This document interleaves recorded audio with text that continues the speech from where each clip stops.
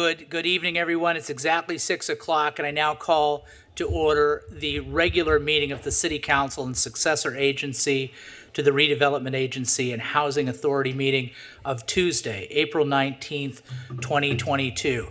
Now, please stand and join us in the national anthem. We have a video, and it's a mystery video. I don't know who is going to sing, but someone is going to sing. Then remain standing, and the Pledge of Allegiance will be led by Councilmember Jeffrey Harlan from District 6.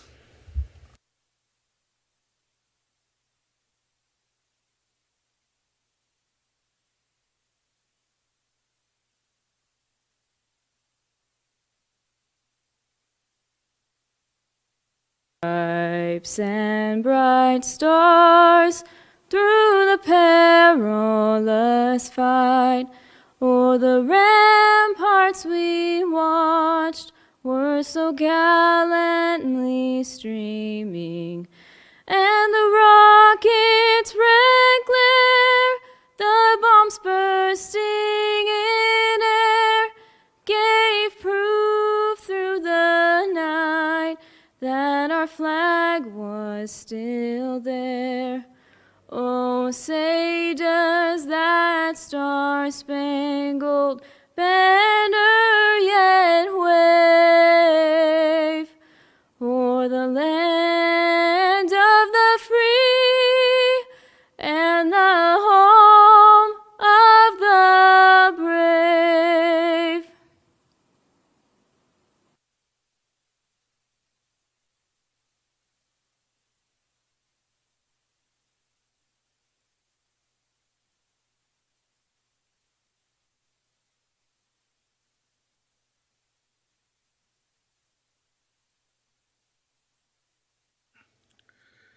Okay, thank you very much.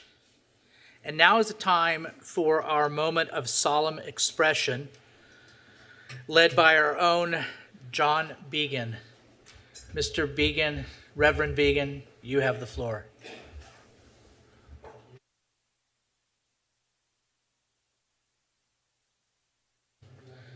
You have the floor, but you don't have the mic. Oh. You got both. Well, if I get the mic, I'll probably start singing, so it might be better to turn off the mic.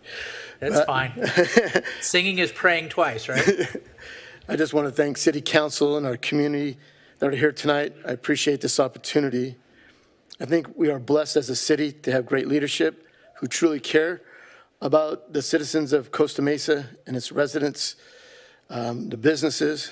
Thank you for letting me serve. So you bow with me.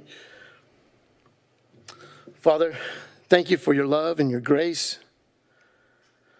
I pray that the city of Costa Mesa will be a beacon of light to other cities. I pray that the leaders before us tonight will continue to lead with passion and compassion. Be with each leader tonight. Watch over their families, watch over their health, guard their hearts. Give them wisdom and strength and discernment as they lead. Lord, watch over those on the streets who are in bondage to addiction and mental health. May we continue to be a city that leads in having solutions ending homelessness in our city with love and grace, providing a hand up and not just a handout. I'm so thankful for our leadership, for Susan and Nate, Lorianne, Mayor Stevens, and the council who have led in a bold and brave way. Thank you. It's in Christ's name we pray. Amen. Thank you, Reverend. Madam Clerk, would you please do the voiced roll call? Councilmember Chavez. Here. Councilmember Gameros. Councilmember Gameros. Here. Okay. Councilmember Harlan. Here. Councilmember Harper. Here. Councilmember Reynolds. Here. Mayor Pro Tem Mar. Here. Mayor Stevens. Here. Thank you. Thank you. So tonight we have 4 presentations, all very important presentations. The first one is the proclamation for the remembrance of the Armenian Genocide. And we are so honored to have members of the Armenian community, particularly our local St. Mary Church, here today. The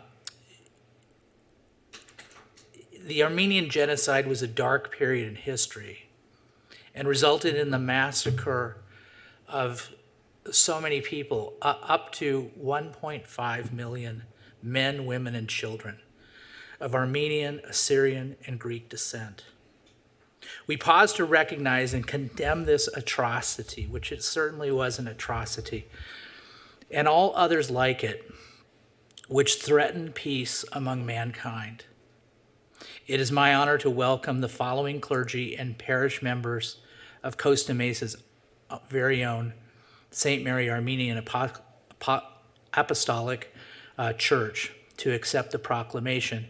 And I'm going to read your names, and then if you could go up to the podium, and we're going to, from one of you, Alan Ashikian is going to say a few words, but before you do, I'm going to read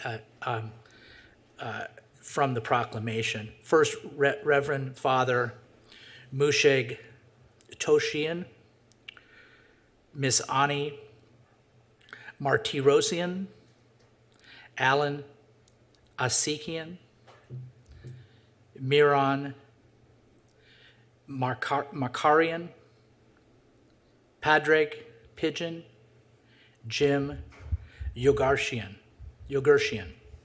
Would you please come up, and then we're going to hear from Alan Ashikian after I read some sections of the proclamation.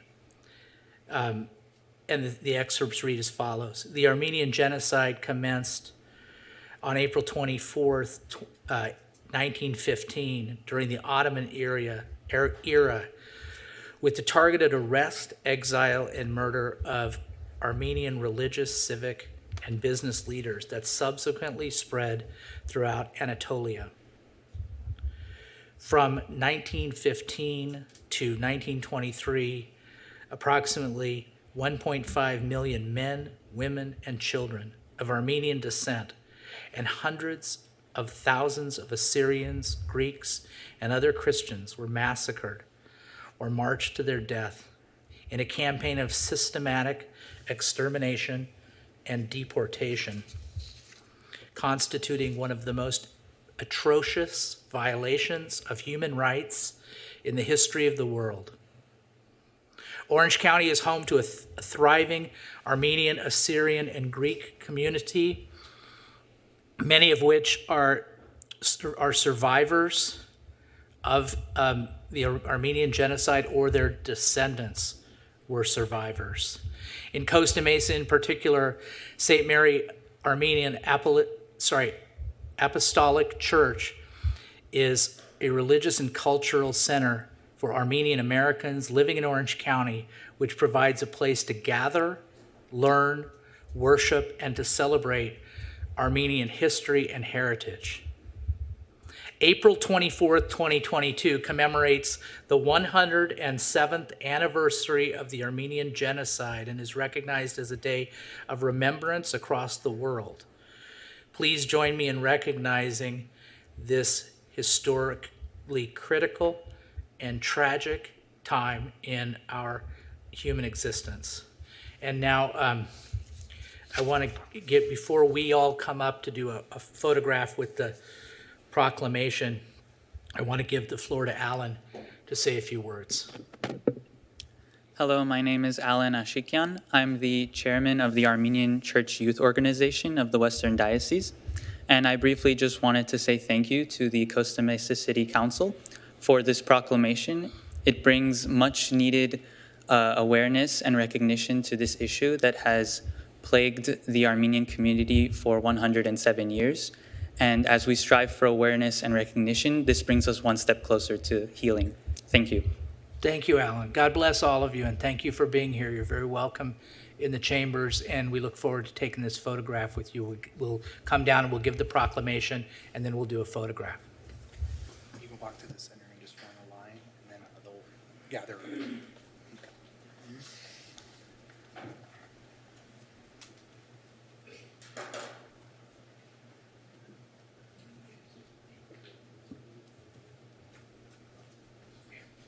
Oh, thank you.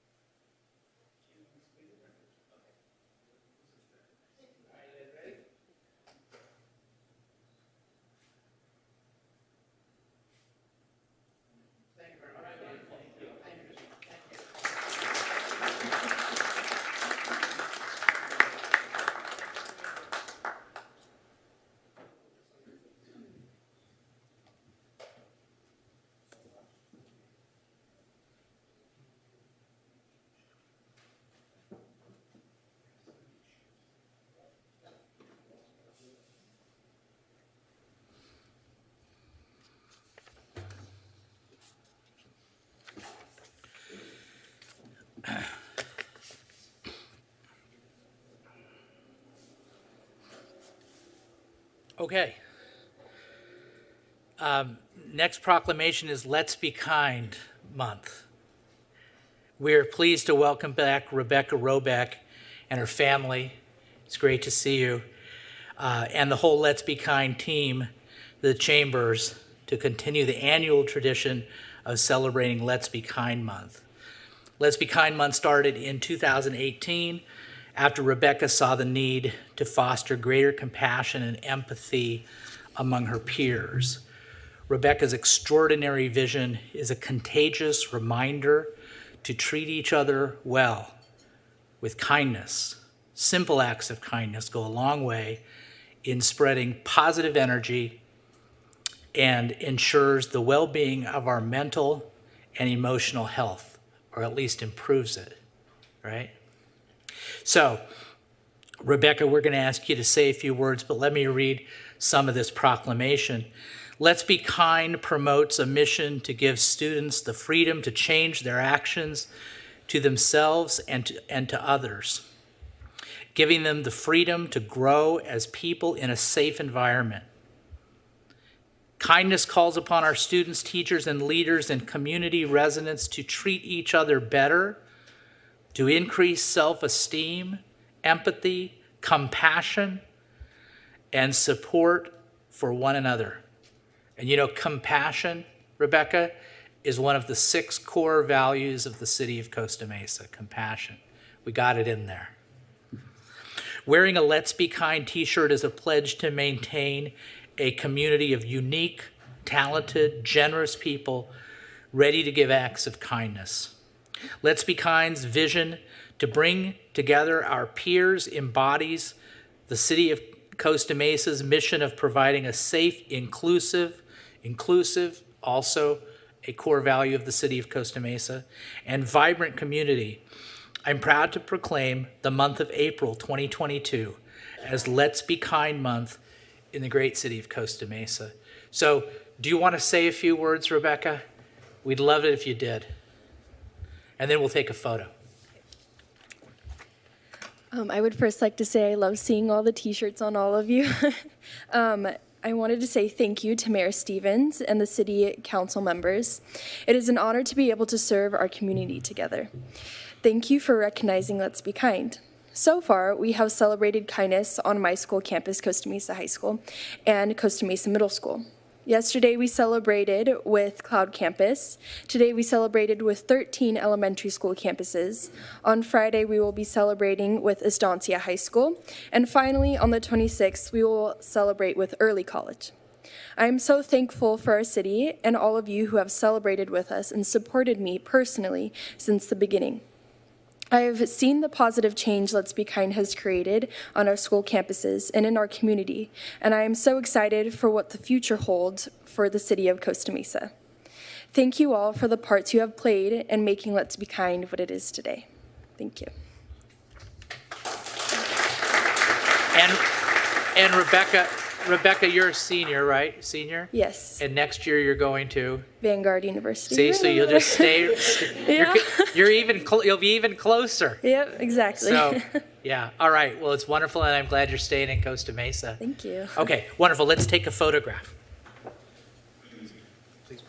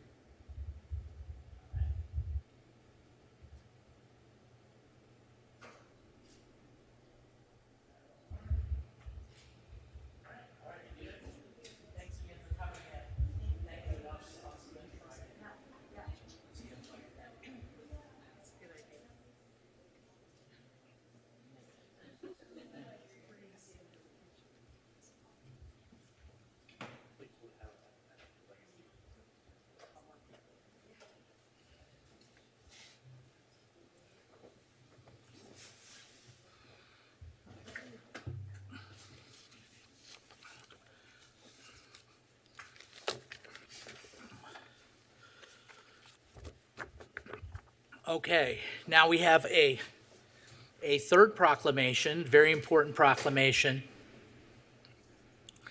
in recognition and honor of Public Safety Telecommunications Week. Each year in April, we observe Public Safety Telecommunication Week in appreciation of our dispatcher and communication professionals working in public safety. We thank you for your dedication, resilience, and commitment to keeping our police officers, public safety workers, firefighters, and paramedics and community safe. Last week on Wednesday, I had the opportunity to visit our communications center, which is quite a place, and to meet with our very own dispatchers who were managing active and live calls. It was a great opportunity to be there and see what you do and really appreciate the environment in which you work and get to know kind of your what's going on in the communication center. I'm sorry it's the first time I've been there, but it won't be the last. Okay, so I'm going to invite Senior Supervisor Rena Leffingwell and the Communications Center to the podium, and I'm going to read excerpts of the proclamation, and then you'll have an opportunity to say a few words, and then we'll take a photograph. When an emergency occurs, the prompt response, this is from the proclamation, the prompt response of police officers, firefighters, and paramedics is critical to the protection of life and preservation of property. The safety and effectiveness of our first responders depends on the quality and accuracy of information obtained from citizens who call the City of Costa Mesa Emergency Communications Center. Public safety telecommunicators are the first and most critical contact. They provide the vital link for our police officers and firefighters by monitoring their activities via radio, providing them information while ensuring their safety. And it is my honor to proclaim the week of, I guess it's last week, April 10th through 16, as Public Safety Telecommunications Week in honor of the women and men whose diligence and professionalism keep our city and citizens and public safety workers safe. So thank you very much. So, Ms. Leffingwell, do you have a few words? Yes, sir. Wonderful. Thank you, Mayor Stevens, council members, and City Manager Farrell Harrison. On behalf of the Telecommunications Bureau, I would like to extend our sincerest appreciation for your continued support and this recognition. Thank you very much. Let's take a photo.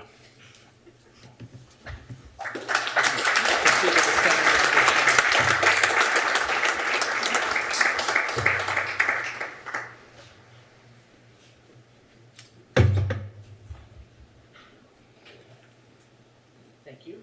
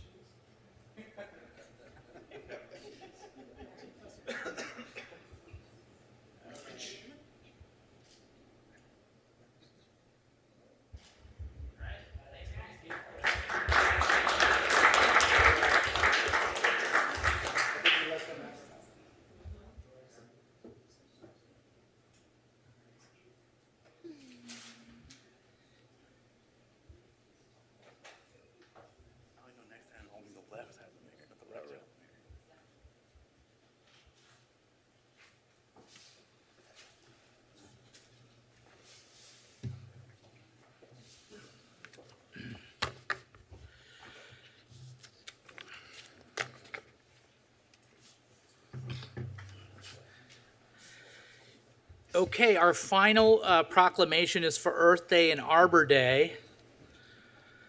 Once a year on April 22nd, we celebrate Earth Day to inspire an appreciation of the natural world through conservation and protection.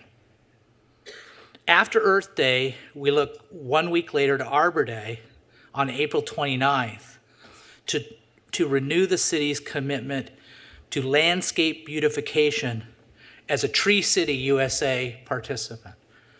It's not easy to be a Tree City USA award winner, but we are in the city of Costa Mesa, and we have been for a number of years. This year is particularly special for the city of Costa Mesa as we are hosting our very first annual Earth Day Festival. Leading the charge for this event is our own Energy and Sustainability Services team, working tirelessly toward the city's goals on advancing environmental sustainability and climate resiliency, which is one of our 5 goals in the city of Costa Mesa. It is my pleasure to introduce Solemn Afewerki, Energy and Sustainability Services Manager, to share more details about our festival and to accept the proclamation. So Solemn, before you do that, I want to read a little bit out of the proclamation, and then you'll have the floor and you can share all about our Earth Day festivities. Okay.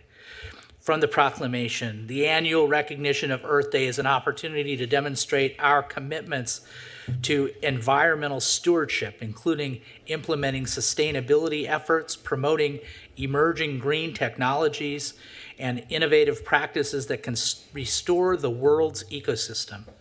The theme for Earth Day 2022 is Invest in Our Planet. We commit to a partnership for the planet and pledge to act boldly, innovate broadly, and implement equitably to preserve and protect our health, our families, and our livelihood. Arbor Day is observed as the last Friday in April. It was first celebrated in 1872 and was honored with the planting of more than 1 million trees in, does anybody know what state? You should get this, Mayor Pro Tem. Nebraska. Yeah, Nebraska.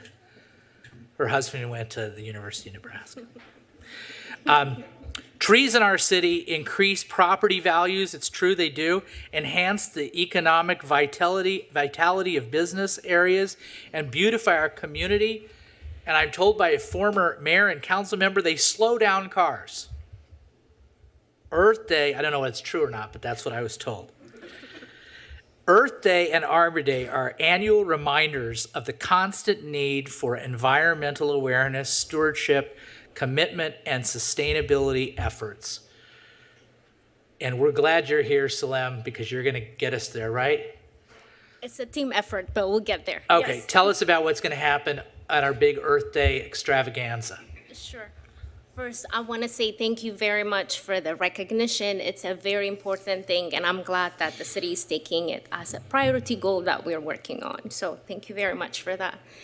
We are very excited about Earth Day. There are so many fun activities. Hopefully you can join us, your family will be able to join us, and hopefully even our Costa Mesa community and even our neighbors. We have activities ranging from, we have more than 30 partners that are local, that are part of this event. We're gonna have yoga, food, educational activity. The goal is to increase awareness, but at the same time have fun, make the day memorable, and hopefully we'll plan on building this and make it an annual event. So we're very thankful for your support and for the recognition. And this was a team effort. Our green team, city leadership, and even our department was very helpful in other departments. So I just want to say thank you for everybody, and glad to be here, be And part it's- of Costa Mesa team. Yeah. And it starts at 10 Yes. So on Friday, right? Yes. And where should people go? Sure. It's at the City Hall. So it starts at 10 a.m. It's from 10 a.m. to 3 p.m. We have different tours scheduled to Fairview Park.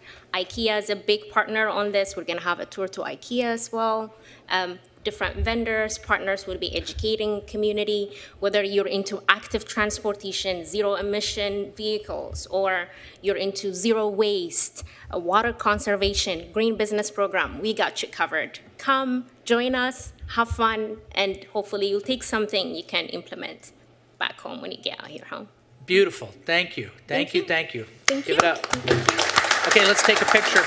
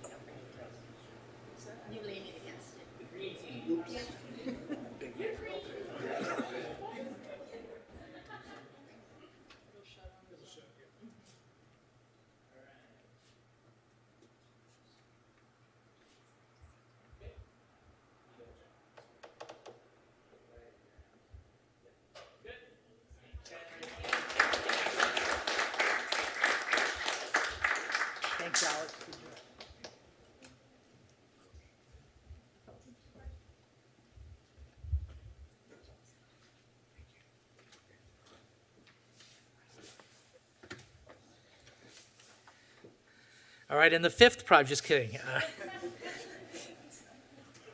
No, we don't have any more proclamations. But this is the section of the meeting where we have public comments. So public comments, we start in the chambers, and people that have public comments, you get 3 minutes. So I give you the floor. You have 3 minutes to talk about items that are not on the agenda. At the end of 3 minutes, or with 1 minute left, you'll hear a beep, and that's your cue to kind of wrap it up. At the end of 3 minutes, the mic cuts off. And then once we're done with the folks that are in the chambers, we'll go to Zoom, and then we'll be done with public comments. So let's see. The mic is on. Oh, we have a translator? That's great. Yeah, that's fine. So if you got a translator, we'll give another couple minutes. So because of the translator, you get 5 minutes because it takes time to do the translation. Good afternoon. My name is Gladys Gonzalez, and I will be interpreting for Juana Trejo. Mi nombre es Gladys Gonzalez y seré la intérprete para Juana Trejo. Ms. Trejo, I ask that you please pause after every sentence so I can interpret. Señora Trejo, le pido que haga hacer una pausa después de cada oración para poder interpretar. You may begin. Puede comenzar. Buenas tardes. Mi nombre es Juana Trejo y soy una líder comunitaria aquí en Costa Mesa. Good afternoon. My name is Juana Trejo. I am a community leader in Costa Mesa.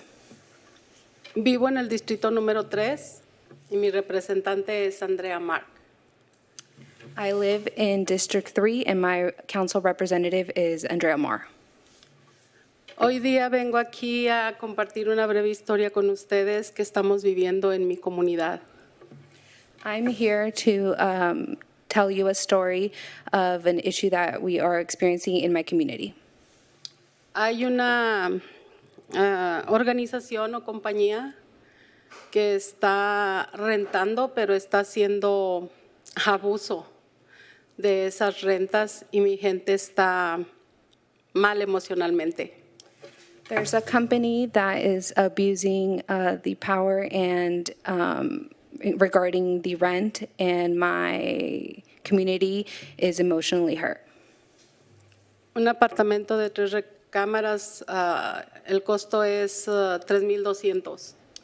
There's a bedroom, apartment, 3 bedrooms, 3,500. 3,200.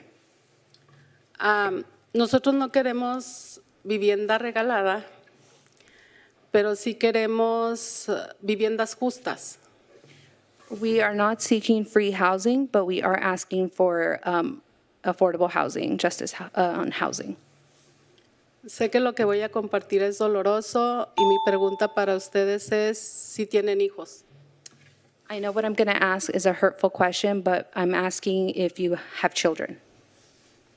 ¿Qué tanto aman a sus hijos? How much do you love your children? ¿Se imaginan que una persona rentó a un desconocido y esa persona violó a su hija de 14 años? Imagine that you rented to a stranger and that person raped your daughter of 14 years old. Mi gente de bajos recursos se ve en esa necesidad. My people of low income are in that necessity or in that issue. La niña intentó quitarse varias veces la vida. The girl tried to commit suicide several times. Y ellos no se atrevieron a reportar por temor de no ser escuchados. And they were afraid to report because they were afraid they weren't going to be heard. Hay mucha gente que está padeciendo y no están aquí hoy por miedo. There's a lot of individuals who are going through this and are not here because they are afraid. Porque nosotros sabemos que Dios existe, pero muy poco vemos la justicia aquí en la tierra para nosotros. Because we do know that God exists, but we do not often see the justice here on earth. yo vengo a apelar a su corazón para que por favor investiguen esas organizaciones que están haciendo abuso de su poder. I come here to plead to your heart to please investigate these organizations that are doing these actions. Tenemos pruebas de lo que estoy hablando hoy día. We have proof of what is going on and what I've spoken about today. Nosotros también formamos parte de la sociedad que ustedes representan. We also form part of the society that you represent. Solamente quisiera que por favor hicieran justicia por la gente más vulnerable que merece vivir con dignidad humana y sin miedo. The only thing I'm asking is that you provide justice for the individuals, the vulnerable individuals living in Costa Mesa. Estoy a su disposición para que cuando ustedes quieran venir a mi comunidad puedan conversar con las personas que están pasando por esta terrible crisis porque son demasiados. I am at your disposition in case you want to come out to the community and see the people that are suffering through these issues. Tenemos líderes aquí presentes de otros diferentes distritos que también están viviendo lo mismo, porque esto es a nivel estatal, dijera yo.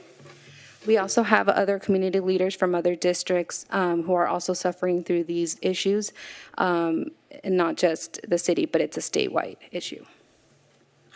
Muchas gracias, y yo también confío en Dios como el letrero que tienen allá arriba.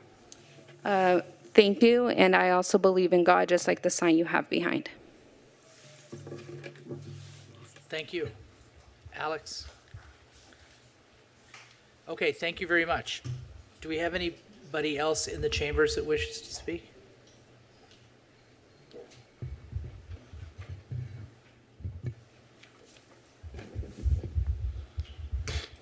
You have the floor, sir. Thank you, Mayor and City Council, for the opportunity to speak tonight. My name is Matt Garcia, and I'm a homeowner and resident of Costa Mesa since 2012. I've spoken a number of times in the past year, most recently a few meetings ago when I inquired as Arbor Soaring Society president for an update on the reopening schedule for the flying field at Fairview Park. I recently applied for an open position on the Fairview Park Steering Committee because I'm an active member of the community. I voted for Measure AA in 2016 and still support it. I'm the father of 2 small boys that love Costa Mesa's fantastic parks, and I especially care for preserving open spaces for our future generations to use, as well as ensuring safe places for our community to use. In my application for the open position on the steering committee, it was pointed out by members of the community at the last council meeting that I failed to mention my association with Arbor Soaring Society. It was not my intention to mislead the council or staff. I've spoken or emailed many members of city staff and the council recently this year and assumed the association with Arbor Soaring Society was known. That may have been a false assumption, but that's what it was. I greatly respect the views, sometimes passionate views, of all members of our community.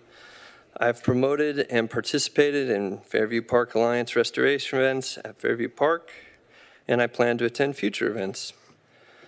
I have attended or participated in Fairview Park Steering Committee meetings over the last year. I strongly believe in collaboration and open dialogue, and if the City Council feels compelled to appoint me to one of the open committee positions, I would be honored to serve on it. Lastly, I have inquired with city staff regarding the conflict of interest concerns and am awaiting further explanation. Thank you very much. Thank you, sir. Does anybody in the chambers wish to speak during public comment? Okay. Anybody else who wishes to speak, come on down and we'll make sure to get you. Yes, sir, you have the floor. Good evening. Hey, John, how you doing? I'm doing well. Chris Corm again. I'm the fire guy. Guess you guys are probably getting tired of hearing from me. But I'm just here kind of to go over my fire here. You know, the fire report, I've proven beyond a reasonable doubt that there's been many mistakes in my report. Things were left out. In my belief, this fire report should be consistent with what happened to my fire. As far as, the fire trucks that were there, actually what burned. I mean, 10 years from now, you should be able to look at this fire report and go, okay, here's kind of what happened to this fire. 10 years from now, someone's gonna look at that fire report. It doesn't mean it's not consistent with what happened. I don't know. I've came to you guys at the city. John, I spoke to you when this first happened. I thought everything was gonna go real smoothly. I thought, God, the city's gonna work with me. This is gonna be really fun. My house burned down, but I'm gonna make the best of it. After I spoke to you, I called you back a bunch of times. You never returned my call back. Called the city manager back a couple times, no calls back. Called the city attorney, no calls back. But you guys all heard that, whatever. Everybody's got COVID brain, that's what everybody's blaming it on. I've got it even myself. I own a hair salon, all the girls, I hear it all the time, COVID brain. Is that what happened to my fire? I hope not. This is day 144 of me being displaced from my home, from a rekindle fire. The rekindle fire is really rare. You have a better chance of winning the lottery. Wish I would have won the lottery. I feel that the city, you guys dodged a bullet here. If I would have spent the night, I most likely would have been dead. This would have been all over the news, me dying on Thanksgiving Day with my granddaughter, and it would have been sick. My wife would be, without a husband, my granddaughter would be dead.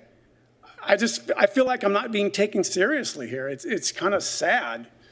I'm filing my report, my case this week. I'm putting it all together. I'm going over and over with all my neighbors. So I'm reliving this thing over and over again as I'm going through my fire. And, with all the witnesses, and they are in disbelief that nobody's come forward and worked with me here. These firemen were professionals, for sure. I have friends that are firemen. These firemen know exactly what happened on this fire. They're trained firemen. They walked onto this fire when they put it out, when they did the overhaul. The first time, they didn't do it properly. This fire rekindled, relit, and burnt down my whole house. What's the money for that? What kind of money? There's no money amount that can take that back to me. I'm a CIF champion from high school. My medal's burnt. All my stuff burnt. That's your, I know. It's 3 minutes. Thanks. I'll be back. Okay.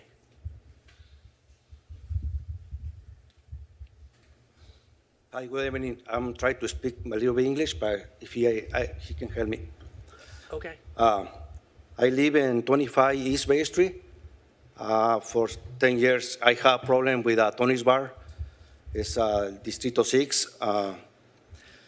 I went too many times to the police department if they can help me to stop the noise around 2 o'clock in the morning, 3 o'clock in the morning, and they don't stop. For 10 years, I live there, and I support all the noise for the Tony's Bar and for the lonchera. They sell tacos, and those guys trespassing to the property departments to fight to the neighbors. So they do 3-4 times, and I come to the department, the police, they know help me, they send me to here, and he sent me to there, and where I going? So, this is not fair. And I have a couple videos around let me see. It's around 2 o'clock in the morning. Some noise, motorcycle outside. Everybody's quiet, no noise, no nothing. For 10 years, 5 people, I call different days, different year. People don't stop. So that's why I'm here, and I'm trying to speak with a big boss for the police department or with the boss with you guys. Nobody try to help me to talk anybody. So they don't stop. I don't know when, I don't know who we can talk about this problem. So this is I don't know, how can you guys help me about this problem? Thank you. Thank you. Good. Thanks, Chief. Anybody else in the chambers that wishes to speak? Okay, I don't see anybody in the chambers. Do we have anyone on Zoom? Yes, call-in user 2, please. Call in user 2, you have the floor.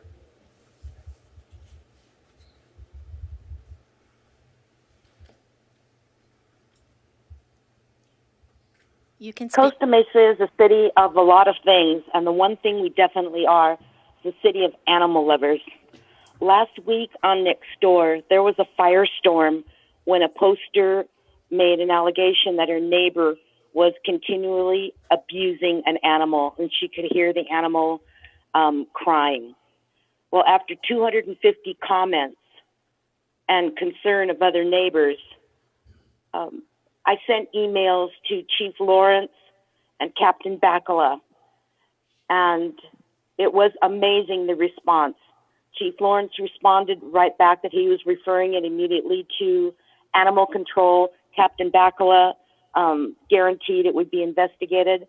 And last weekend, I got a call from Lieutenant Deball giving me an update that they had checked it. They had verified that the animal was not injured and that it wasn't a case of any type of animal abuse. But I think these 250 people that commented, that tells you how much we love our animals in our city. And I think they need to be made aware that if they think an animal is being abused, they don't need to have tar buckets ready. But I think our animal control and our police department was so responsive in doing what they needed to do to make sure that the animal was not hurt, to verify and investigate this, that I just want to give kudos to the animal control and to Chief Lawrence, Captain Bacala, and Lieutenant Deball. Thank you so much. Our four-legged friends need all our support. Thank you. Thank you, ma'am. Thank you very much. Anybody else on Zoom? Yes, Hank Castanetti, please. Mr. Castanetti, you have the floor. Hi, good evening, Mr. Mayor, City Council, staff. I'm Hank Castanetti from the Orange County Model Engineers, and I would just like to let you know that this past weekend we were open to the public. We gave 1,991 rides, which was down over 1,000 from last month due to the Easter weekend. But I would also like to thank the Goat Hill Lions Club for turning out and giving away dozens and dozens of Easter baskets, along with a club member, Kathy Bruckhausen, who showed up with an Easter bunny suit. So we took, there was a picture booth, there was a basket giveaway, everyone had a wonderful time. And I'd also like to thank Paul Lopez, who is the Fairview Park maintenance staff, for all of his help prepping for the event and for him being proactive in dealing with graffiti. Graffiti continues to be a problem at our train station. Hopefully within the next week or two, we're gonna have a new roof on the building at the train station. And again, I want to thank Paul Lopez for all of his help. Thank you. You guys come on by and ride our trains. Hopefully in another week or so, we'll have final inspection of our new bridge, our trestle, and we'll be open to the public with our brand new trestle. Thank you. Thank you, Mr. Castanetti. Who do we have? No more, Mr. Mayor. No more? Okay, so we'll close public comments, and now we're going to go to council member committee reports, comments, and suggestions. First up, number 1 on the program from District 1, council member Donald Harper. Yeah. You just have to ask for the mic. Could you just request the mic? There, I'm in. Oh, you got it. We're in discussion mode. Good. Am I good? Fine. That's fine. Go ahead. I'm going to proclaim not to have any comments tonight except for be kind. And I do want to recognize our chief of police and our police department who came into our neighborhood this past weekend and just handled things beautifully. We had a small issue and thank the staff for being here and speaking with the people that made the comments with issues. I think that's extraordinary and I appreciate it. And that's all tonight. Thank you, Councilmember. And so we have from District 6, Councilmember Arliss Reynolds, who is with us on Zoom. Councilmember Reynolds. Sorry, did I say 6? I'm sorry. 5. That's the second time I did that. All right, she's from 5. 6 is coming. We did take a slice of 6 in our redistricting effort and move it to 5. So it will represent those constituents today. Thank you. First, I just wanted to share with those that I wish I could be in the chamber with you all today. Just in an abundance of caution, wanted to stay home through my 10 days after coming back from 3 different countries, multiple flights. So wanted to keep you all safe, and that's why I'm calling in from home today. Just a couple updates. Definitely want to thank staff for all of the proclamations today. I think all very meaningful. I think Rebecca was just getting started with the Let's Be Kind when I started on council, and it's really been fantastic to see her leadership grow. And I'm happy to see the city embrace the movement as well. I saw some videos, I think on Instagram or one of the social medias of spray painting Let's Be Kind logos at some of the schools. And I hope that maybe one day we have a mural of the Let's Be Kind logo in Costa Mesa. I think that would be a fun project to pursue, and I would certainly support that. A couple responses to what we heard during public comment. Juana's comments, certainly want to follow up on that and learn a little bit more about what's going on there. I've been thinking a lot in my conversations with various members of the community, a common thread, regardless of who I talk to, and it's something that we prioritize as the council, and that's just sort of housing affordability. We're hearing more and more about the rapid rise of rents. And I know there's only so much we can do related to that, and we've got a lot of priorities around trying to address housing availability and affordability. I'd like to start exploring what we can do just in terms of connecting our constituents with information that's relevant to renters. Just making sure that really relevant information is accessible and available and helpful. I know we have a lot of resources available, so want to maybe look into that and provide some specific support for our renters. And then, yeah, in a similar vein, I've been thinking a lot about our continued commitments to engagement, and it's always nice to see new faces and more people emailing our city council, sharing their concerns, coming and speaking during public comment. I think that reflects that some of our efforts are working in terms of making sure that we're accessible and that people know how to get a hold of us. I'm really proud of our priorities related to meaningful engagement. And so want to just encourage us to continue to actively create ways for people to, our residents and business owners, to know how to reach out to us and to know that they can and should reach out to us. Lots of good stuff coming up this weekend. I'm certainly excited about the Earth Day events. And this is also the 4th weekend of the month. So we're doing our community walks and bike rides again. The walk is on Saturday. We're staying bright and early. So 8 a.m. on Saturday, we're walking. At 2:30 p.m. on Sunday, we're biking. The theme, of course, will be Earth Day and Arbor Day. And the starting location for both events will be at Marina View Park. We'll be focused in the trees and park areas on the west side. That's it for me today. Thank you. Thank you. And so now from District 4, we're going to hear from Councilmember Manuel Chavez. Thank you, Mr. Mayor, and thank you everyone today that's watching our council meeting. Want to follow the praise given by members Reynolds and Harper, and thanking our staff for being really good about talking to residents that came in today seeking assistance. It's always important that we do our best to make sure everyone feels welcome and comfortable when they come to City Hall, especially those that may have a language barrier like Spanish speakers, because it takes a lot of effort and a lot of courage to come somewhere where it's predominantly an English speaking space.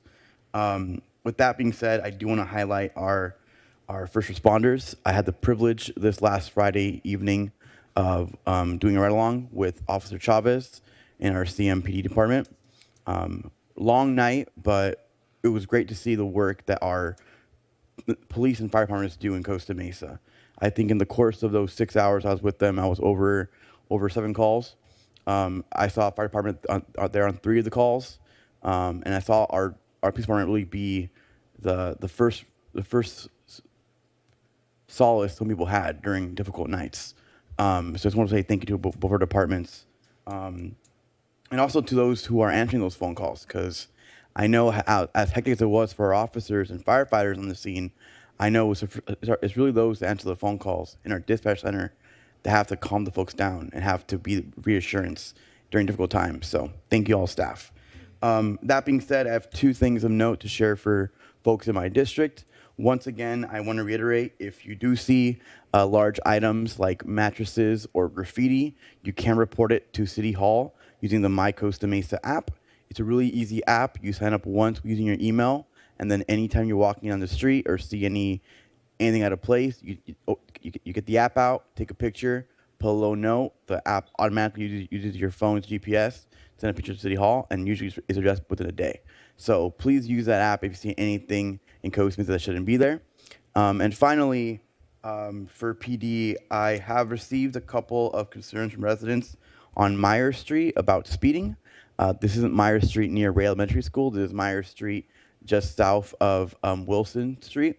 So not sure what the speeding issue is going on there. I know it's a cul-de-sac. Maybe cars are going a little fast. Maybe we can implement some of the qualities we've done in other parts of the city to slow the cars down. But other than that, happy to be here today, hearing everyone again. And yeah, thank you all.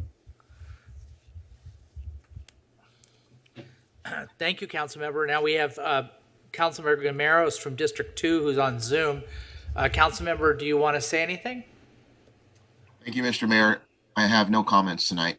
All right. So Councilmember Gameros would be here, but he's a little under the weather, so he's protecting us all from that. So thank you, Councilmember. So now we're going to District 6. We really are, with Councilmember Jeffrey Harlan. You sure? We are. Okay. Good evening, everyone. Hopefully everybody enjoyed their spring break and holidays last weekend. The only thing I wanted to share tonight was that I had the honor and privilege of presenting a proclamation earlier today to Dr. Henry Luria on the occasion of his 96th birthday, which is just a tremendous feat. Dr. Luria has been a resident of Orange County for decades. He was a general surgeon, was in the U.S. Navy as well as the California National Guard, did service overseas, and it was a real pleasure just sitting and visiting with someone like that today. But what I wanted to share about it too is that I learned about this through a post by his daughter, Beth McKenzie, who lives in District 3, on Nextdoor, because Dr. Luria has macular degeneration and can't see very well. And so she wanted people to submit, if they had the interest, birthday cards, bright, colorful cards to brighten his day. And I kid you not, when I met them today, there were hundreds of cards. I mean, literally hundreds of cards celebrating his birthday from strangers all across the state and the country and Orange County. And they were so proud of how kind people were. So in honor of Be Kind Day, I thought it was very appropriate that that's the embodiment of kindness here. And I wanted to share that with my colleagues as well as the community. And that's all I have to report tonight. Thanks. Okay, our Mayor Pro Tem from District 3, Andrea Marr. I have nothing to share tonight. Thank you. Okay. Did you want to say something else? Yeah, I feel really bad. I've got to thank our wonderful Parks and Rec department for hosting a great Spring Fest on Saturday. So I was there with Pro Tem Marr and Councilmember Gameros at the lawn at the Costa Mesa Donald Duncan Library. And it was great seeing friends of the library and community members playing together with Easter egg hunts and live entertainment and whatnot. So my apologies, guys, but it was a great event. All right, thanks. So it's to me, and I've got a few things to say. One is I want to thank everybody who was associated with our big victory in the Ohio House case in federal court. So the Ohio House case we're not over with this issue. We're going to continue dealing with it for a while, but the Ohio House case is you might say, one of the culminations of a lot of effort. We've been dealing with the issue of sober living homes, group homes, and trying to make sure that they don't adversely affect the community, and also that they appropriately protect the residents of the sober living home that are trying to trying to overcome their addictions. And so we've had two trials, the Yellowstone case and the Ohio House case most recently. The jury verdict was yesterday, unanimous jury verdict in favor of the city. And we're really just defending the ordinances that we put in place. This particular trial was about the ordinances that we put in place in 2017. So I was up here involved in that at the time with I think Mayor Foley, and we had Councilmember Righeimer and Guinness and Mansour. But even before that, you had the prior administration that put in ordinances in 2014, and then many members of the Planning Commission, including Councilmember Harlan, that worked very hard on implementing those, and then a whole lot of attorneys. And thank you to Kim Barlow, our city attorney, that's done a really great job. And I just want to call out for special recognition Jennifer Lee. Jennifer Lee was our representative at the trial. She's our director of developmental services, and she was at the trial every day working with our trial team. She was also a witness in the trial, and I've tried a lot of cases, and I know that having Jennifer, thank you for that, and thank you for everybody who participated in that trial. It's a big deal. As I said, the community has been working, and the council's been working, and the staff for over 10 years, cutting across many councils, and we don't always agree on everything, but we agree on maintaining the residential character of our community and protecting the people that are in our community against exploitation and abuse. So thank you for all that work. Also, Brenda Green. Brenda Green was honored recently. She is a city clerk of distinction. We've always known that, but now the world knows that, and she's got a piece of like plexiglass or something like that proves it. But it was in particular, Brenda Green was honored for her work in technology and innovation. But it's just amazing. Her department is so great. Brenda, I'm looking over the screen. I want to see you and say hi. Not only does she help us at these council meetings with all the things that you see her do and interact with us and the public on a regular basis during the meetings, but the agendas and the minutes, and then the concierge group in the front, everybody, that's her department, and dealing with public records requests, and all the different things that she does. She takes care of all the elections. Recently, the redistricting that went off without a hitch, better than almost any agency that I've even heard of in this redistricting cycle. To get a 7-0 vote and to have it be so smooth, it was largely because of her efforts, and she doesn't get enough credit for it. And all of the people in her department, and I'm just going to embarrass you a little bit, Brenda, if I haven't already. She has a great demeanor. She has a great work ethic. She really works hard and has detail-oriented. And you can tell also that she's a great leader, because that's true with everybody in her department. So this award not only represents her great work, but also the work of every member of her department. And we're very appreciative of your work. And congratulations one more time to Brenda.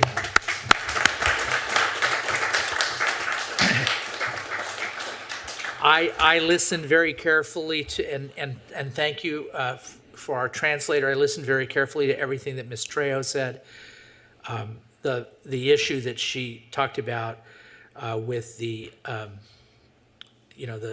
sexual assault issue, that we're going to get on that for sure. That's a police issue. As to the renter issue, I've been talking to staff about that.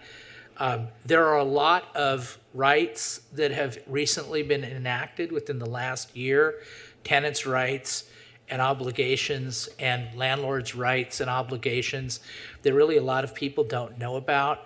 And so what I've done is I've asked staff to work with our legal community and our business community to try to get out some educational pieces on that, both in English and in Spanish, so people can know their new rights pertaining to COVID-19, but not only that, rights pertaining to the state rent control and issues relating to that, and whether people can be removed from their residence and displaced or not.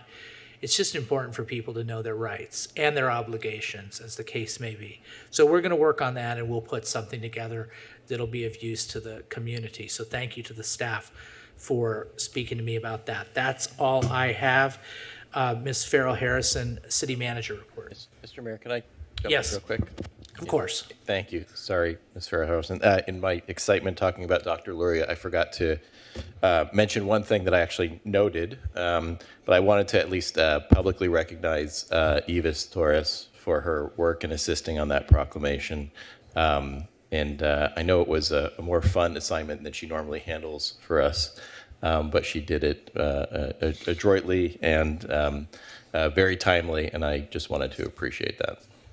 Thank you. You're welcome. Ms. Farrell Harrison.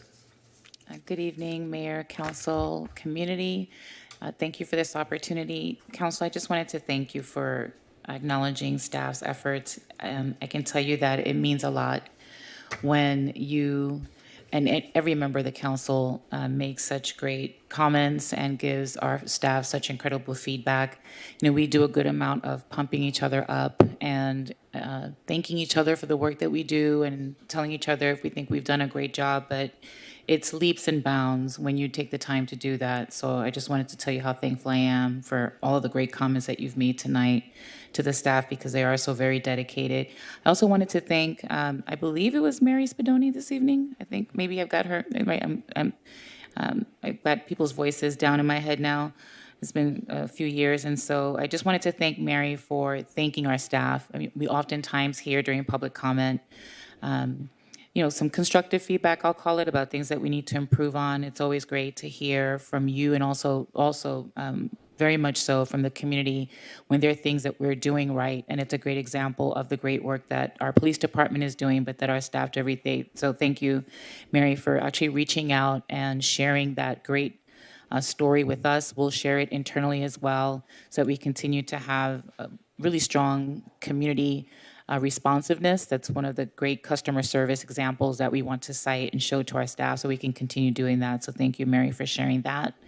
I did walk out to give my personal information to Ms. Trejo and also to you know, the other community members that were here this evening. And so we will absolutely be following up on the issues that they raised. We already had some information from our chief of staff that went out in person to meet with them.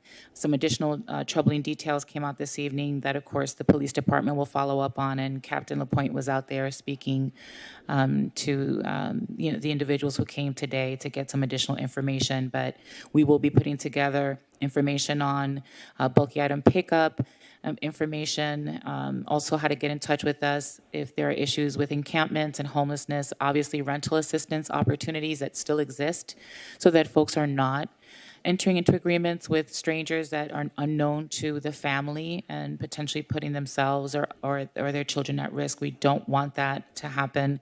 And so we'll make sure that we communicate and put something together in terms of resources, in addition to legal aid and other fair housing information for the community in both Spanish and English. And so you have our promise that we'll get working on that. I also wanted to congratulate our legal team and our council and former councils for their leadership on their sober living home issues. And of course, this Ohio case determination and jury verdict was great. And to thank our staff for Jennifer was there for 2 weeks, and Scott held down the fort, her assistant director, while she was gone, and it was great that we had her as our star witness, because she is a star. And so we're really happy for that outcome and that result. And absolutely for Brenda, we're so proud of you. I wanted to thank Councilmember Reynolds, because it was actually She was the first one to approach us with the idea of applying for the award, and Susan worked very closely with her to get the application in to talk about all of your great accomplishments, Brenda. So we're really happy that you were acknowledged. It's one thing to be acknowledged by people outside of the field, but to be acknowledged by your industry and your profession, because they know how tough it is and that you are a leader in that profession. And by your peers, you've been determined to be that, is really exciting, and it's a great testament to the work that you're doing. I know how much you trained other city clerks throughout Orange County. We were one of the first cities to go virtual when the pandemic hit, and you were instructing folks on how to do that. And we were at the forefront of those efforts. And so I'm really happy for you that you were acknowledged, and that your own peers see the value of your work. They're the ultimate test of that professionalism, that creativity, that cutting edge outlook. And of course, your staff really appreciate your work too. So congratulations to them as well. But we're really excited for you, Brendan. So I'm just happy that you got that acknowledgement. So I wanted to share a little bit more about Earth Day. Solemn is an amazing spokesperson for us on Earth Day. She'll be on the Costa Mesa Minute, which we just taped today, telling you about Earth Day. I just wanted to share how proud I am of the work that she's done, because I said maybe 6 weeks ago, I think, if that, maybe 8, maybe, Solemn, let's do a big festival. And Solemn has put together such a great roster of activities for Earth Day. Please join us on Friday from 10 a.m. to 3 p.m., whatever amount of time you can. Please bring your families if you can, if they're out of school, or if you have small children. There will be so much to do.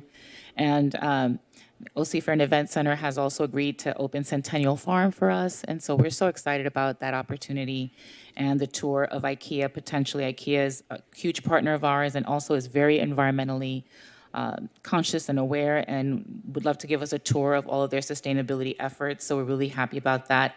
But there's also going to be an e-bike giveaway. And so we have worked with our own vendors to get an e-bike that we'll be raffling off. And so please come and join us to participate in the raffle. The proceeds will go to the OCC Recovery Kitchen. And so please come down and purchase a raffle ticket. Maybe you'll walk away with an e-bike, and if you come in second place, you might get a couple of other exciting gifts. And so I'm really excited about this event. It'll be our first. We'll have a taco truck and other great activities, yoga at 11. And so if you need a good stretch and you need to just take a moment for some meditation and to center your chakras, this is the place to come to. So come to City Hall lawn. And then I wanted to congratulate our engineers for yet again being an award-winning department. So the American Society of Civil Engineers, the Orange County section, recently presented project awards to our Costa Mesa engineers in the areas of Outstanding Architectural Engineering Project for the Norma Herzog Community Center, an Outstanding Transportation Project for our Mary Mac Way Bicycle Facility. And in attendance were Raja, of course, Jennifer Rosales, Sung Yang, Arash Rahimian, Ramin Nikui, and Hector Soriano. And then another project that we won an Outstanding Small Project Award for was Paris Park, which was awarded to Orange County Public Works. As you know, we were intricately involved in that. And so again, congratulations to our public services staff. They continue to sweep the Oscars for public works projects throughout the county and the state. We're just really excited about that. And then finally, if you're looking for a job, please consider the city of Costa Mesa. Right here in our incredible city, you can have an opportunity to work as an assistant, my assistant, in the city manager's office. That position is vacant and is being filled right now with our special events coordinator, and she'd like to go back to planning special events, which the community will love. And so we're looking for an executive assistant.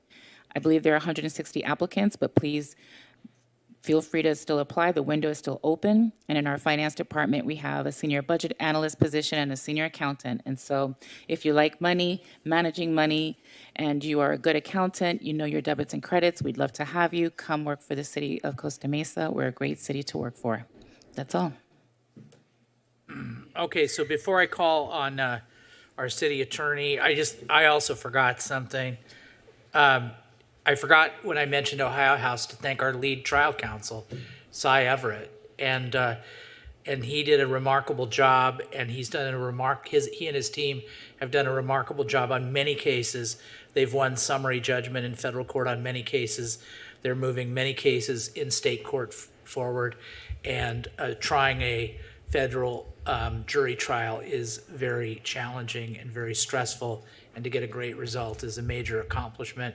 Thank you to the council for hiring his firm, Everett Dory, back in early 2019, and having the faith to develop a law firm that has a subject matter expertise that could address these cases, and that those decisions that we made have now proved to be very good for the community and very good for this effort. So with that, I'll turn it over to Kim Barlow.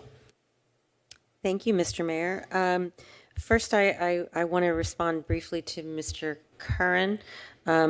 His comments, to the extent that he has called me and hasn't received a return call. That's not the case. I have spoken with him. I spoke to him at length on March the 16th, and he declined to provide me with some information that I thought was necessary for us to evaluate his claim any further.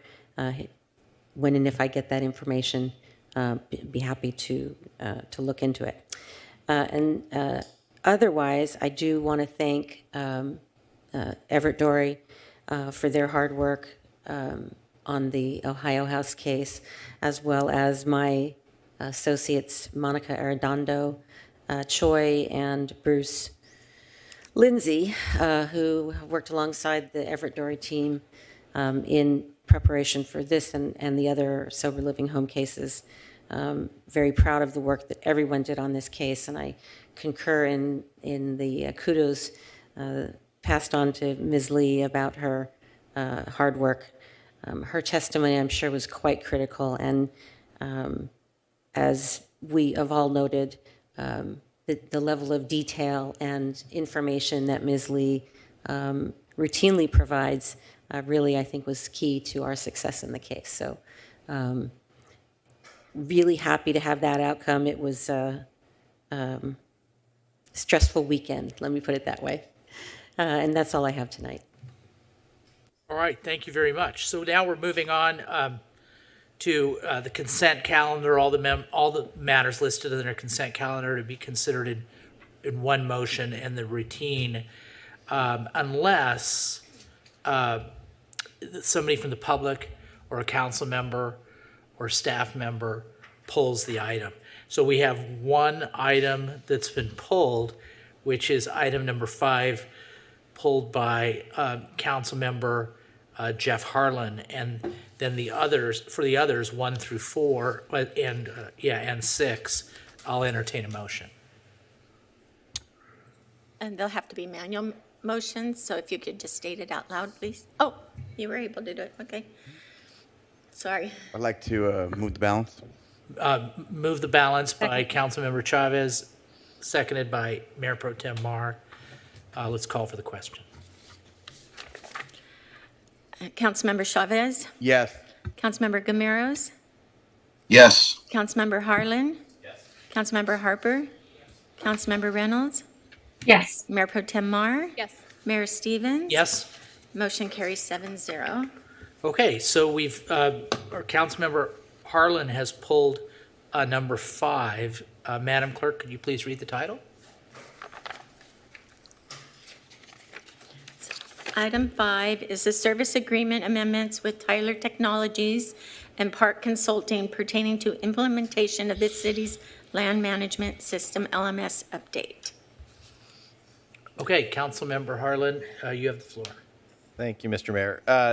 So I just had a few questions. I pulled this largely because we haven't spoken about it, at least since I've been on council, and I think it's actually an important effort. It may not sound terribly sexy, the city's land management system, but it's vital for bringing us into the 21st century from a technological as well as a user standpoint.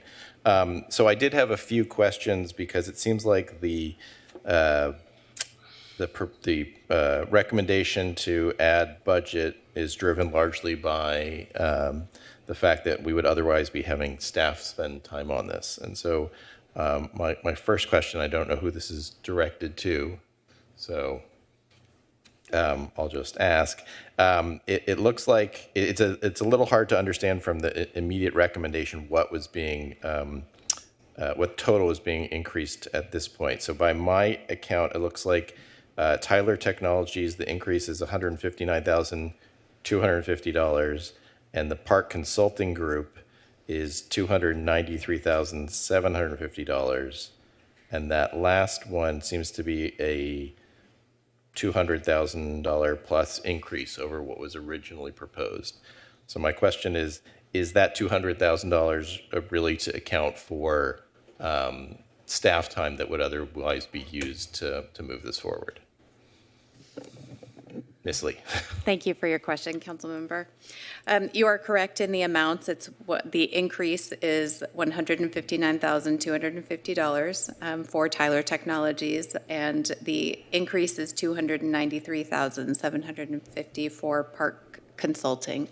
The Park Consulting contract is specifically to essentially allocate specific work items that are necessary to move the land management system launch forward to this expert consulting group, instead of having a series of staff members incrementally work on these items, which is taking longer to launch the land management system with some varied results. So based on our experience and our conversations with other cities who have successfully launched the LMS with Tyler, we feel that this is an appropriate approach and will get us to launch faster and on schedule. Okay, so that was my next question. So does this accelerate the schedule, or are we still looking at a launch date of, I think it was mid-2023? The launch date is still mid-2023, but what this does is keep us on schedule. We have about 40 different staff members touching portions of this LMS system throughout the process, and what this does is funnel those work items to a more focused consultant group who can get them done on time. Okay. And actually, that's one of the reasons why I pulled this, because I do know it touches a number of different departments. A lot of people are working on this. This is complex. And it is a big undertaking. Will we have ongoing maintenance that we haven't necessarily discussed at this point? I want to get a handle on what kind of budget we may be looking for in the future once we actually do launch this too. We have planned for ongoing maintenance costs. That was part of the discussion when we originally approved the contract. The council originally approved the contract with Tyler Technologies for this software. So we have planned for ongoing maintenance costs. And will staff be trained so that even though they're not participating in it at this point, provided we approve this, that they'll still be able to assist with ongoing maintenance or implementation of the program?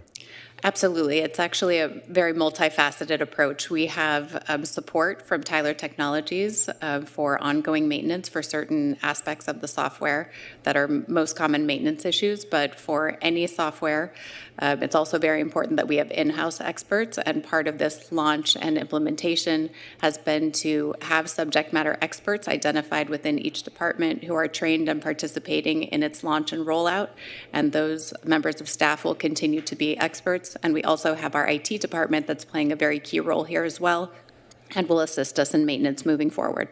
Okay, very good. Thank you. Thank you.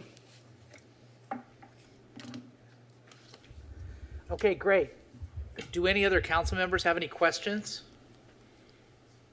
No? Okay, let's open it up to the public. Does any member of the public wish to speak on this item? I don't see anybody in the chambers coming to the podium. Does anybody on Zoom wish to speak to the item? No, Mr. Mayor. Okay, we'll close public comment, and then I'll entertain a motion. Motion by Councilmember Harlan. What is the motion? Approve the recommendation. Approve the recommendation. Seconded by Mayor Pro Tem Mar. Second. Let's call for the question. Councilmember Reynolds? Yes. Councilmember Harper? Yes. Councilmember Harlan? Yes. Councilmember Gameros? Yes. Councilmember Chavez? Yes. Mayor Pro Tem Mar? Yes. Mayor Stevens? Yes. Motion carries 7-0. Okay, we have two new business items tonight. Madam Clerk, would you please read the title for new business item number 1?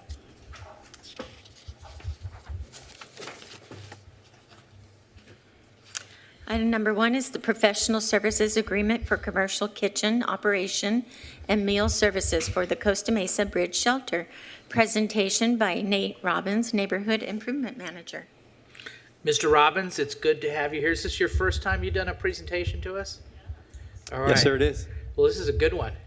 It is. All right, Thank you so much. You have the floor, sir. Thank you, Madam Clerk. Do I need to? Yes. You got it. There we go. Honorable Mayor, members of council, thank you for having me here tonight. I'm honored and pleased to present to you the item you have before you now, which is a professional services agreement for commercial kitchen operation at the Costa Mesa Bridge Shelter. The city of Costa Mesa has a very lofty vision of what our overall system of care is going to be. And that vision is that we would be able to bring together members from the community with a common goal of elevating the overall system and creating a safety net for the underserved and for those that need our help to get ahead. And our vision for the commercial kitchen at the Bridge Shelter is no different. Right? It's a very lofty vision. That vision includes community engagement, where we can bring in volunteers and meal donations from local businesses. A vision where we would have training and workforce development, where people could come in and hone their skills in the culinary arts, receive different forms of training, also get real-life workforce experience in the kitchen, and then go out and obtain a job in the food service industry. In addition to the fact that the commercial kitchen wouldn't just be confined to a building, but the operator of that kitchen would be able to go out into the community and provide services and provide a connection back to the city so that people can get involved and be part of the solution. And last but not least, the ability to, I should have been clicking through this thing, huh? Sorry. The ability to... You're doing great. I'm following everything you're saying. Good stuff. The ability to be able to bring in surplus food as some state Senate bills have come down that require it. Having a full commercial kitchen gives the ability to bring in that surplus food to be able to comply with that. So when we set out to design the kitchen, we had a choice, warming kitchen and commercial kitchen. We chose the commercial kitchen. To us, it was a very obvious choice from everything I just talked about previously. So with that vision in mind, we set out on a little bit of a journey. In May of 2021, the Bridge Shelter opens up, and city staff were actually operating the kitchen at that time. It was a good system. The problem was it was in the middle of COVID, and we couldn't bring in volunteers to help assist staff with the operation. So that was it was unsustainable. We couldn't continue to operate it like that. So a few months later, in August of 2021, Mercy House actually recontracted with the organization that was providing meals at the temporary shelter that was being held at the Lighthouse Church. And they provided meals, and it was going okay. But we sought something a little bit better, a little bit higher tier. So the city contracted for emergency temporary meal delivery with an organization called Bracken's Kitchen. They're a nonprofit based out of Garden Grove. Since that time, so December until just now in April, they've delivered over 20,000 meals to the shelter. And we've heard nothing but praise from the guests, nothing but praise from the staff that has worked with Bracken's. They've been really well received. And then in January of 2021, the city issued an RFP for a full-time commercial kitchen operator. It wasn't just the RFP itself, it was a full engagement with the community. We reached out to various organizations, Orange Coast College's culinary department, which we heard about earlier tonight, local restaurants, Waste Not OC. We reached out to a lot of different organizations on how we could best operate this kitchen. And what we got back is actually the proposal that you all read in the staff report and that we're talking about tonight. Bracken's Kitchen operates currently several commercial kitchens. I did it again. Several commercial kitchens in shelters in Orange County. So Bracken's isn't new to this operation of a kitchen. Some things to consider. Bracken's part of their proposal includes on-site culinary training program, which is one of the boxes that we wanted to check. They provide food safety education, knife skills, and hands-on work experience to help prepare participants for careers in the food service industry. Again, being able to reach out into the community, bring people in to be part of the solution, and then send them back out to do great work in the community.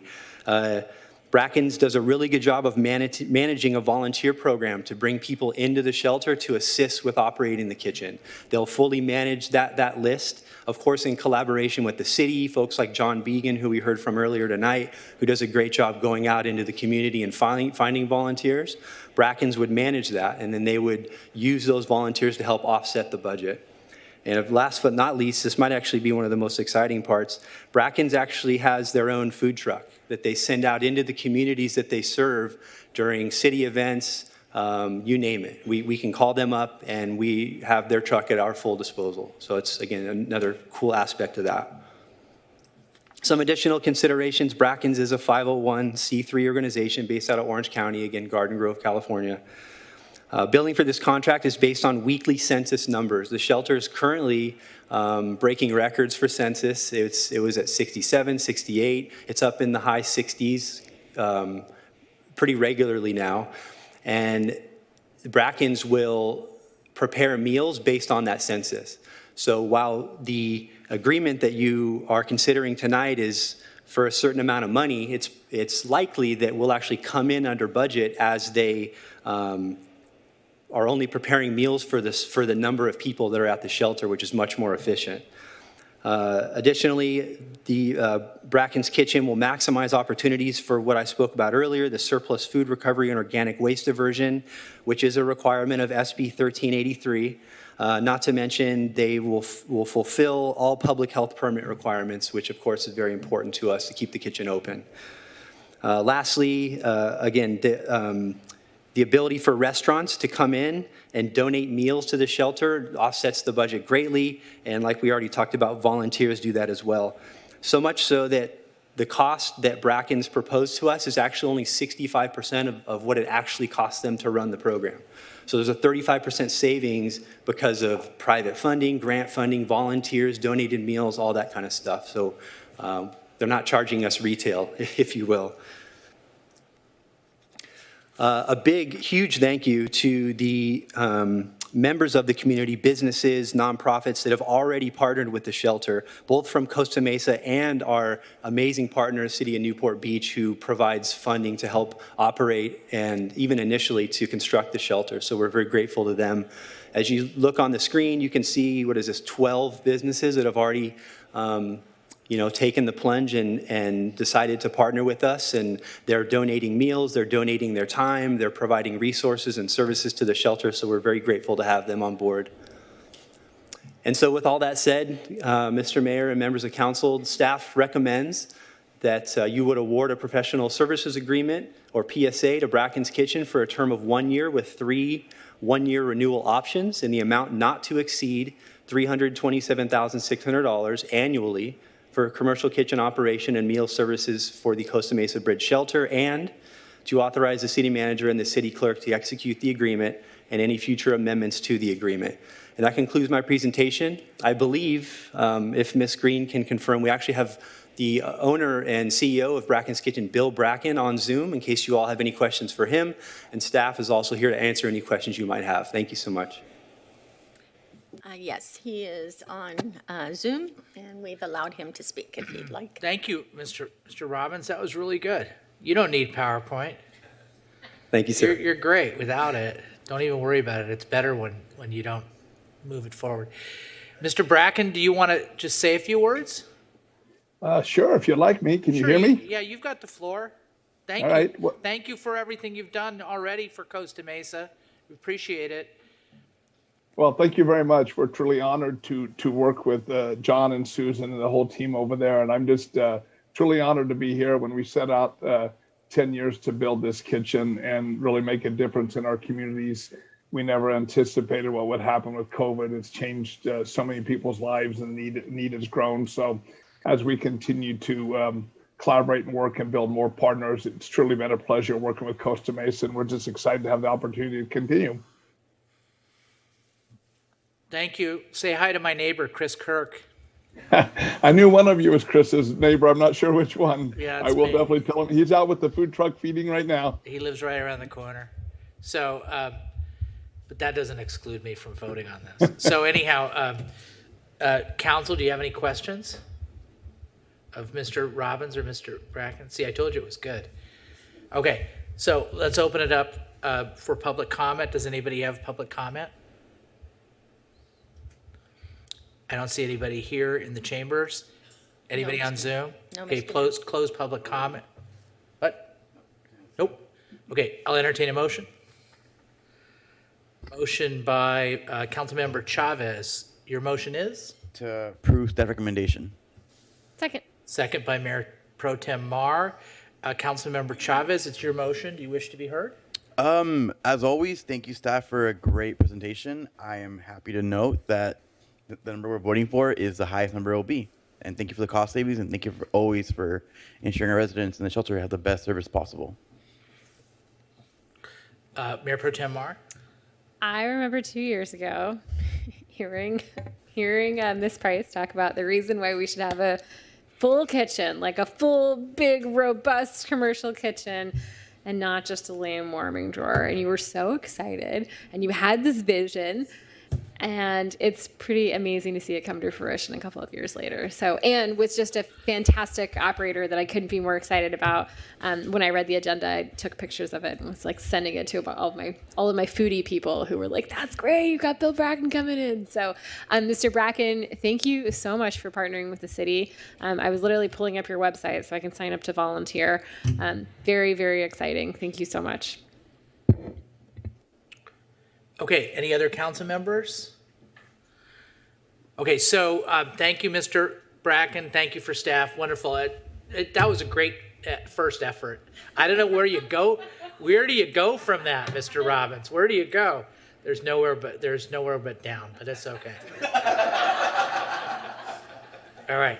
Anyhow, so just keep up the great work. What? Yes. Oh, Councilmember Reynolds, did you wish to say something on this motion?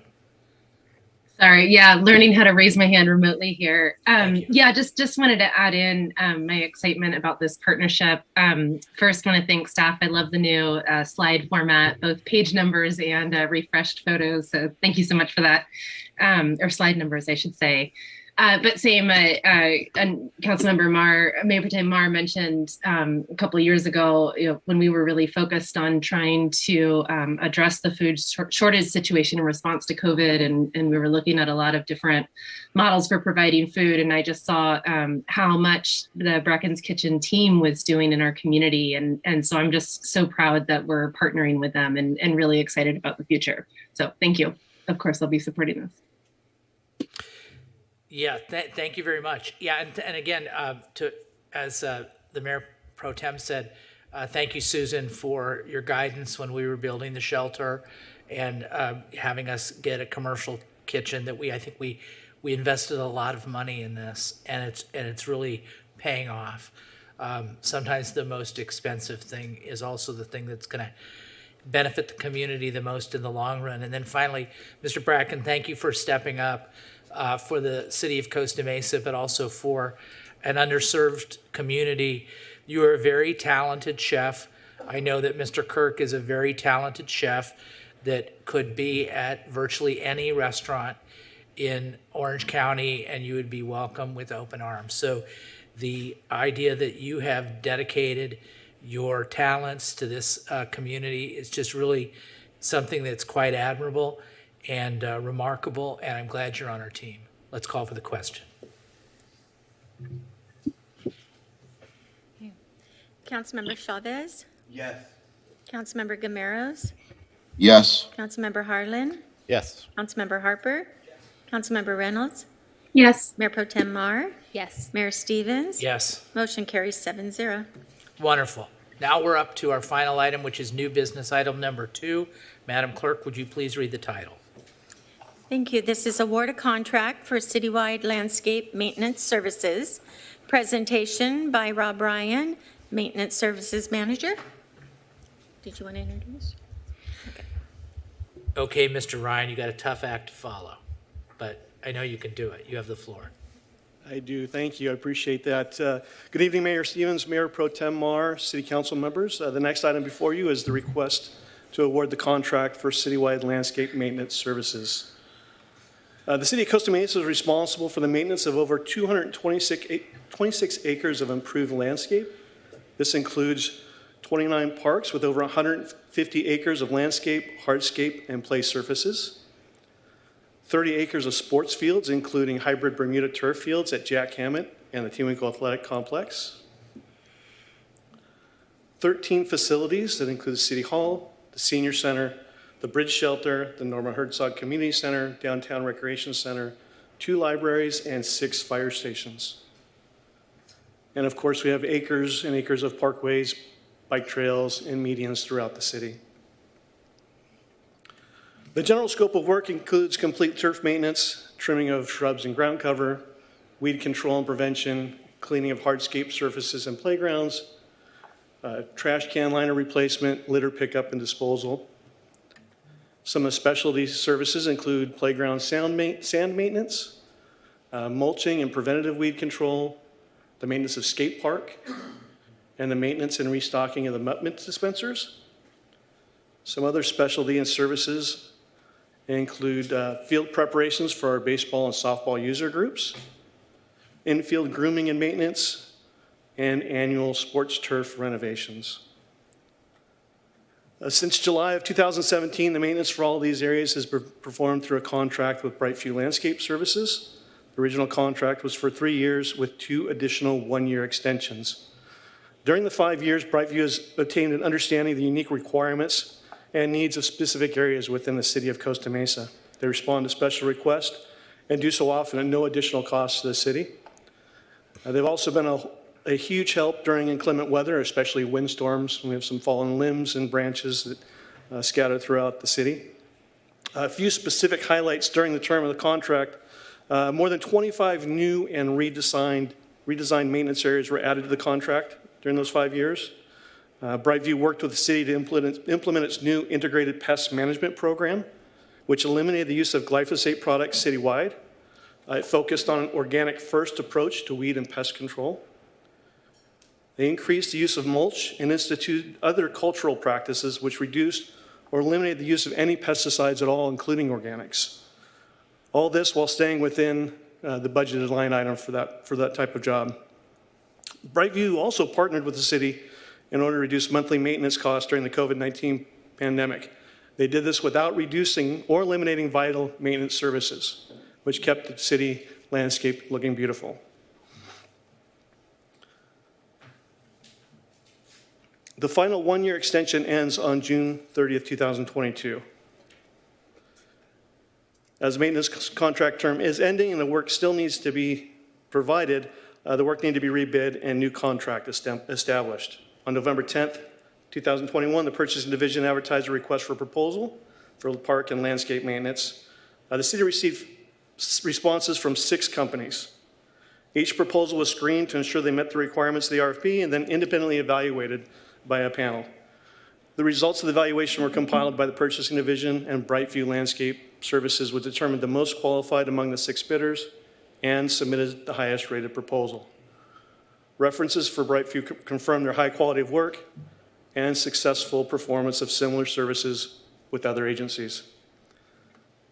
Therefore, staff recommends that the City Council approve the proposed maintenance agreement with Brightview Landscape Services for citywide landscape maintenance, not to exceed $2,364,061 annually for an initial term of 3 years with 2 optional 1-year extensions. Also approve a 10% contingency annually for irrigation, landscape repairs, and other unforeseen costs. And finally, authorize the city manager and city clerk to execute the MSA and future amendments to the agreement. That concludes my presentation. I'd be happy to answer any questions that you may have. Okay, council. Do any council members have questions of Mr. Ryan after that very thorough and effective Mr. Mayor. presentation? Yes. This really isn't a question about this specific agenda item, but more just that I walk through Tewinkle every single morning of my life and see Brightview out there. and half the time they're picking up trash. I mean, T-Winkle just gets bombed every single day, every weekend. It's awesome. I love that so many people use that park, but we couldn't put enough trash cans out there to capture all of the waste that's generated. Every time Love Costa Mesa approaches me about doing something, I'm like, gosh, we could just spend a week picking up litter out of T-Winkle. What else can we do other than pay people to run around and like pick trash out of the lawn, right? I'm wondering, I'm thinking like the Big Belly solar trash compacting where we can get 3 times as much trash in the same trash can, recycling container. Like there's got to be something other than just paying more money for more people to wander around T-Winkle every morning. I don't know. Not related to this contract, but it's bothered me for a long time. Mayor Pro Tem Mar, yes, thank you. Staff is looking at Big Belly trash cans. I know we have purchased some that we plan on deploying in the near future, and that is definitely an option we can look into that may help some of our more loved parks and more traversed parks, for sure. Anyone else? Councilmember Harper? Yeah, my wife complains about me and trash in the kitchen, so we have a problem there too. Help me understand, I'm new to the city, the process. This is a $2.3 million contract. You've given us information that this is the best bid you received. And then there's a panel. Can you tell me what the process is, who the panel is, how you go through it? And frankly, I'm nothing wrong with what you've done. It's a good presentation. It would have been nice to have seen the other bids and the amounts and kind of some of the criteria you went through. And I know this RFP was probably done before my time, maybe. But could you help me out with that? Yes, Councilmember Harper, thank you. So it is a points-based system for this particular contract. There's a system of award with certain points. 40% of those points for method and approach, which would include the equipment list that the company's provided. 25% was awarded for qualifications of the firm. 20% for qualifications of their key personnel that they presented in their RFP. 10% was awarded for cost. 5% for references that they provided for similar scopes. And there's an additional 5% bonus for any use of renewable natural gas or other composting components that were awarded. The RFP was advertised. We received the proposals. They were first reviewed by the purchasing staff to ensure that they met all the minimum requirements. They were then passed on to a panel of 3 independent reviewers, myself being one of them, maintenance supervisor from the city of Costa Mesa was a second, and then an outside maintenance superintendent for the city of Newport Beach was the third. They were reviewed independently without looking at costs first, and they were awarded points 1 through 5 for those different various categories by each reviewer. Those points were then compiled by purchasing department and awarded the final scores. That's really helpful. Thanks. What was the highest bid? What was the lowest bid? Is that fair?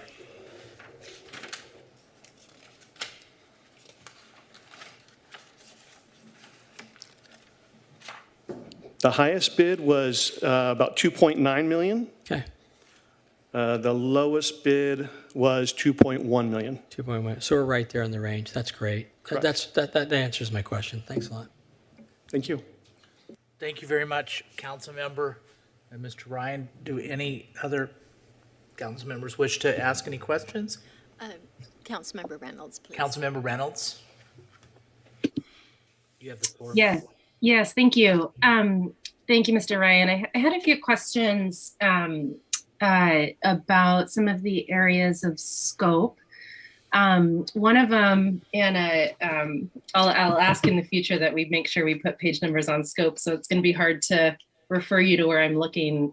There's a section where the title is Open Space Vegetation Management. And this is the section that talks about mowing in the meadow areas of Canyon Park and Fairview Park. I'm certainly not an expert in this area, but I had thought I remember discussions of the mowing in those areas potentially being in conflict with restoration efforts. And then I was also surprised because this comes up frequently.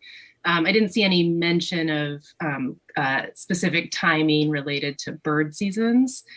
So can you describe a little bit how we make sure that the work in those more natural areas of both of those parks is consistent with both our requirements related to habitat areas and also restoration efforts? Yes, thank you, Councilwoman Reynolds. The mowing services are a part of the contract. They're included in the contract. Those are always coordinated with the contracted biologist that's in the Fairview wetlands. And they also go into Canyon Park before any mowing takes place.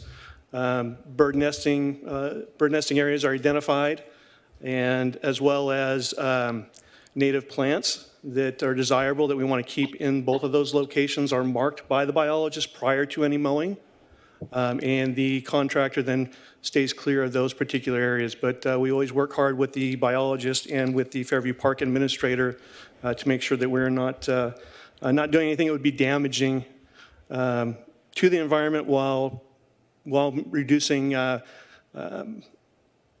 fire tinder and protecting and removing the invasive weeds while protecting the natives. That's really helpful. Thank you. It would give me a lot of comfort, and I think it would help us to be able to point to some language in the scope of work, exactly what you said in that section to show that there is that coordination and make sure that coordination is required. Is that something that we could do a couple sentences reflecting what you said in that area of the scope? We could definitely add that. All those services are directed. They're at city staff's direction. The contractor's not permitted just to go in there anytime they would like and mow. So it is at staff direction, but we can definitely add that language. Great, thank you. In another area, it talks about I think it's the daily trash pickup and maintenance on West 19th Street. And I was curious if that's something that is new. And I'm asking because there's frequently those trash cans are overflowing as well. And so I just wanted to make sure that the frequency is appropriate, and if necessary, we've got more or bigger trash cans as well to address that pickup issue. Yes, that area in particular is new to this contract. Brightview did begin servicing those sometime last year. They did pick up that service at no additional cost to the city, realizing that was an area that there was a significant amount of trash that needed to be dealt with.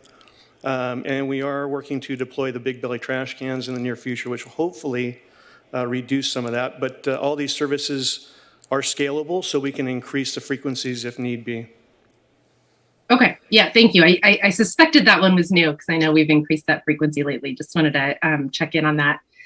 And then just a quick note, I didn't read every word of the contract, but there was an inconsistency that popped up. In a couple places, the contract talks about the timing for opening gates at parks. In one area, it talks about opening the gates at Canyon, Fairview, and Wakeham at 8 a.m. In another place, it talks about opening them at 7 a.m. That's just an inconsistency. I think we should make sure we rectify. My preference is 7 a.m. for people who want to walk in the mornings. Can you clarify what the actual time is? Yes, absolutely. That is a slight inconsistency, and it varies with daylight savings time and in the times of the year. So those are adjusted to for the opening at dawn and the closing at dusk generally, but the times are generally in there for approximate so that the bidders have something to reference. But we do adjust those as the seasons progress. Okay, so if for residents who are curious when that timing is, it's intended to be dawn to dusk. Is that right? That is correct. Okay, thank you. And then I just had one more sort of big picture question. One of the things that I suspect you're waist deep in, if not neck deep in, is as part of the sustainability goals, our efforts on the sustainable municipal green policy. I saw that that's coming to us maybe later this month or next month. I'm anticipating overlap with the efforts to increase our sustainability in sort of our land management with this contract. How with this contract, what is for 3 years with a potential for up to 5 years, if there are aspects of the sustainable municipal green policy that we may adopt, let's say in the next few months or shortly after that, how would we integrate any necessary changes into this contract with Brightview?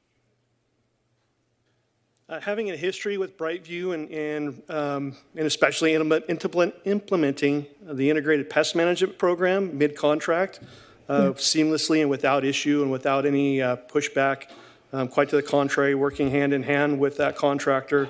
I would anticipate the same moving forward with this contract. They've been a good partner and they have expressed an openness to improve their own sustainability. They're currently working with a compost producer in the Inland Empire that is certified that can provide the city with composting materials, mulching materials. They're also working on battery-powered equipment and moving away from gas-powered and especially two-cycle equipment. So I know they've committed to all of that with the city. So I don't anticipate any issues should we maybe throw a little bit of a curveball their way. Great. Okay. Yeah, that's really helpful. A couple of areas I'm anticipating is, and a number I'll ask you for later, not tonight. I don't want to surprise you too much, but just sort of how much of our landscape land, particularly grass areas, are decorative and not necessarily used. I think that's a water saving measure. And then I'm happy you brought up sort of electric tools, leaf blowers, for example, is an area where I think we can make some simple changes. So thank you for reminding me about that, the pesticide management or the pesticide, moving away from pesticides and that change to the contract. So, okay. I think those are all my questions. There are a couple areas where in this contract where we do have some barren landscape. There down in Canyon Park, another thing I've noticed is sometimes the Brightview truck will drive around the sort of bollards blocking the driveway and onto the grass, creating a little bit of a mud area. So I want to make sure that we clean up that, but I can send you a list of a couple of those pieces of feedback. Thank you for your responses. Thank you. Do any other council members have any comments or questions, rather? I don't see anybody. Let's open up to public. Does anybody in the council wish to speak to this item? I don't see anybody. Anybody on Zoom? No, Mr. Mayor. Close public comment. I'll entertain a motion. Okay. Whom wishes to? Okay. Mayor Pro Tem Mar. I'll move to approve the item with the addition of the one line regarding mowing as requested by Councilmember Reynolds. Second. I'll second. Oh, I was gonna have it. Our Councilmember Reynolds seconds. So, Mayor Pro Tem Mar, do you wish to be heard on the motion? Thank you. Okay. Any thoughts from you further, Councilmember Reynolds?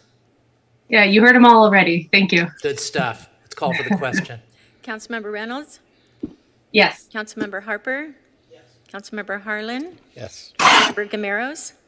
Yes. Councilmember Chavez? Yes. Mayor Pro Tem Mar? Yes. Mayor Stevens? Yes. Motion carries 7-0. Okay. We're done with that. Thank you very much for your votes, Council. Thank you for all your work. Mr. Ryan, excellent. On par with the Robbins approach, yeah?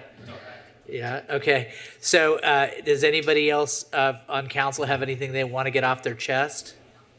Okay, and we don't have anybody, I guess it's good, we don't have anybody to adjourn the meeting on behalf of.